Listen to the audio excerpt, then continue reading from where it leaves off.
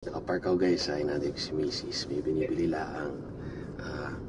Idol, ano yung pinakatipid para gumanda yung katawan sa pagkain? Pinakatipid talaga yung siyang tunay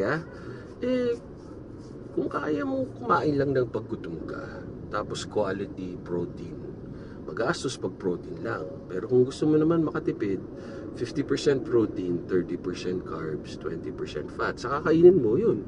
Tapos huwag ka na mag-added oil or added salt kasi lahat ng kinakain meron na. Tandaan nyo ang carbohydrates. Tapos ang carbohydrates ay protein sparing. Ang fat nakakabagal ng metabolism, so slow yung absorption and release ng nutrients. Tapos tamang fats lang ay makakaproduce ng natural hormones natin tsaka good cholesterol. Lahat ng sobrang masama, lahat ng kulang masama.